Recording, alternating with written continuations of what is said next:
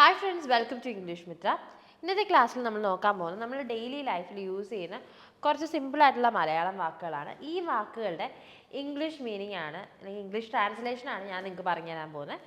അപ്പോൾ നമുക്ക് നോക്കാം. ഫസ്റ്റ് വാക്ക് എന്ന് പറയുന്നത് വരുക. വരുക വരുക അല്ലെങ്കിൽ വരൂ എന്നുള്ളതിന് നമ്മൾ എന്താ ഇംഗ്ലീഷിൽ പറയാം? നമുക്ക് കം എന്ന് പറയാം. ഓക്കെ, കം ഹിയർ, ഇവിടെ വരൂ. വരുക, കം. ഇനി വന്നു എന്നെങ്ങനെ പറയുന്നത്? അവൻ ഇന്നലെ ഇവിടെ വന്നു. ഇതെങ്ങനെ പറയും?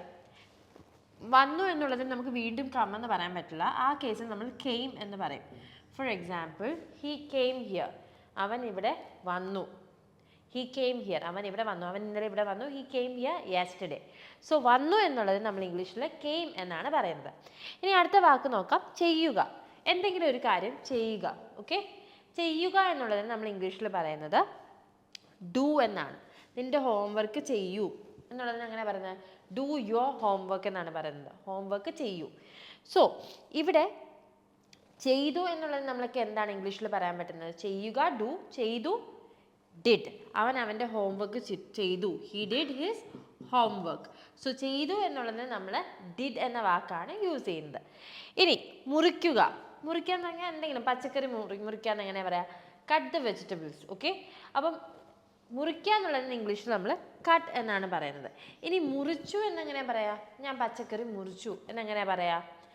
അവിടെ നമ്മൾ കട്ട് എന്ന് തന്നെയാണ് പറയുന്നത്. Okay, I cut the vegetables, ഞാൻ പച്ചക്കറി മുറിച്ചു. മുറിക്കുക എന്നുള്ളതിന് മുറിച്ചു എന്നുള്ളതിന് നമ്മൾ കട്ട് എന്ന് തന്നെയാണ് പറയുന്നത്. അടുത്ത വാക്കാണ് വീഴുക. വീഴുക എന്നുള്ളതിന് നമ്മൾ എന്താ പറയുന്നത്? കുട്ടികൾ വീഴാറുണ്ട്. കുട്ടികൾ തറയിലോട്ട് വീഴാറുണ്ട്. വീഴുക എന്നുള്ളത് നമുക്ക് ഫോൾ എന്ന് പറയാം. ഫോൾ. ഓക്കെ, ഞാൻ എപ്പോഴും തറയിൽ വീഴാറുണ്ട്. I always fall down. So വീഴുക എന്നുള്ളത് നമുക്ക് ഫോൾ എന്നാണ് പറയുന്നത്. ഇനി വീണു എന്നെങ്ങനെ പറയുന്നത്? അവൻ വീണു, അവൻ താഴെ വീണു എന്നെങ്ങനെ പറയും? ഹി ഫെൽ ഡൗൺ എന്നാണ് പറയുന്നത്. വീഴുക എന്നുള്ളത് നമ്മൾ ഇംഗ്ലീഷിൽ ഫെൽ എന്ന വാക്കാണ് യൂസ് ചെയ്യുന്നത്. വീണു എന്നുള്ളത് നമ്മൾ ഫെൽ എന്ന വാക്കാണ് യൂസ് ചെയ്യുന്നത്. വീഴുക എന്നുള്ളതിന് ഫോൾ എന്ന വാക്കുമാണ് യൂസ് ചെയ്യുന്നത്. ഇനി അതുപോലത്തെ ഒരു വാക്കാണ് തോന്നുക. എന്തെങ്കിലും ഒരു കാര്യം തോന്നുന്നു അല്ലെങ്കിൽ തോന്നുക എന്നെങ്ങനെ പറയാ? എനിക്ക് വിശപ്പ് തോന്നുന്നു, എനിക്ക് നല്ല വിശപ്പ് തോന്നുന്നുണ്ട്. അതെങ്ങനെ പറയാം? ഐ ഫീൽ ഹംഗ്രി എന്നാണ് പറയുന്നത്. സോ തോന്നുക എന്നുള്ളത് നമുക്ക് ഫീൽ എന്ന വാക്കാണ് നമ്മൾ യൂസ് ചെയ്യുന്നത്. അതേസമയം തോന്നി എന്നെങ്ങനെ നമ്മൾ ഇംഗ്ലീഷിൽ പറയാൻ പറ്റുന്നത്? എനിക്ക് തോന്നി, എനിക്ക് എന്തോ ഒരു കാര്യം തോന്നി. തോന്നി എന്നുള്ളത് നമ്മൾ ഫെൽറ്റ് എന്നാണ് പറയാം. ഫെൽറ്റ്. ഓക്കെ, ഫീൽ എന്ന് വെച്ചാൽ തോന്നുക എന്നാണ്. തോന്നി എന്നുള്ളത് നമ്മൾ ഇംഗ്ലീഷിൽ ഫെൽറ്റ് എന്നാണ് പറയുക. ഇനി അതുപോലെ വേറൊരു വാക്കാണ് വളരുക. വളരുക, എന്തെങ്കിലും ഒരു കാര്യം വളരുക എന്നെങ്ങനെ പറയുന്നത്? ഈ ചെടികൾ പെട്ടെന്ന് വളരും. Plants grow very fast.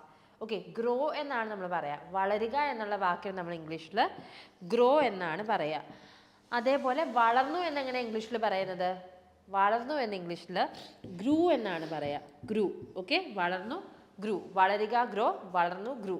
അടുത്ത വാക്ക് തരുക എന്നാണ്. ഓക്കെ, എന്തെങ്കിലും തരിക. തരിക എന്നുള്ളതിന് നമ്മൾ ഗീവ് എന്നാണ് പറയുന്നത്. എൻ്റെ പേന തരൂ എന്നെങ്ങനെ പറയാ?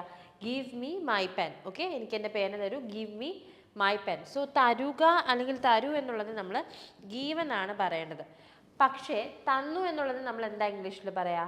തന്നു എന്നുള്ളതിന് നമ്മൾ ഇംഗ്ലീഷിൽ ഗേവ് എന്നാണ് പറയുക. ഓക്കെ, അവൻ എൻ്റെ പേന തന്നു, he gave me my pen. Okay, അവൻ എൻ്റെ പേന തന്നു, he gave my pen. Gave എന്നാണ് തന്നു എന്നുള്ളതിന് നമ്മൾ ഇംഗ്ലീഷിൽ പറയാം. ഇനി മറക്കുക എന്നുള്ളതിന് എന്താ ഇംഗ്ലീഷിൽ പറയാം? മറക്കുക എന്നുള്ളതിന് നമ്മൾ ഇംഗ്ലീഷിൽ ഫൊഗെറ്റ് എന്ന് പറയും. ഫൊഗെറ്റ് ഹർ, അവളെ മറക്കൂ. ഫൊഗെറ്റ് എന്നാണ് പറയുന്നത്. മറക്കുക, ഫൊർഗെറ്റ്.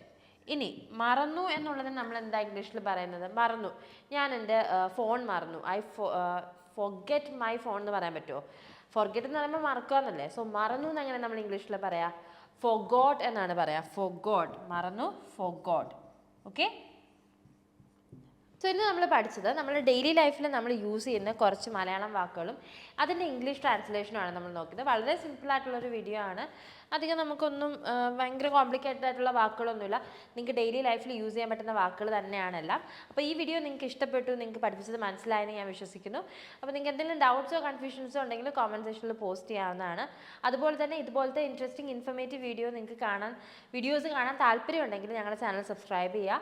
അതേപോലെ നിങ്ങൾക്ക് ഇംഗ്ലീഷ് മിത്രയുടെ സ്പോക്കൺ ഇംഗ്ലീഷ് കോഴ്സിനെ കുറിച്ച് കൂടുതൽ ഡീറ്റെയിൽസ് അറിയാൻ വേണ്ടിയിട്ടും അഡ്മിഷൻ എടുക്കാൻ വേണ്ടിയിട്ടും താഴെ കൊടുത്തിരിക്കുന്ന ഡിസ്ക്രിപ്ഷനിൽ കൊടുത്തിരിക്കുന്ന ലിങ്കിൽ ക്ലിക്ക് ചെയ്യാവുന്നതാണ്. കൗൺസിലറുമായിട്ട് ബന്ധപ്പെട്ട് നിങ്ങൾക്ക് കൂടുതൽ ഡീറ്റെയിൽസ് കളക്ട് ചെയ്യാം. നിങ്ങൾക്ക് ഡീറ്റെയിൽസ് എല്ലാം കളക്ട് ചെയ്തതിന് ശേഷം നിങ്ങൾക്ക് പറ്റുന്നൊരു കോഴ്സാണെന്ന് തോന്നുവാണെങ്കിൽ മാത്രം അഡ്മിഷൻ എടുക്കുക.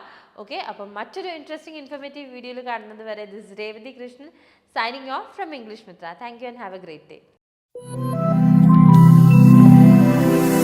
English Mithra. Stop worrying, start learning.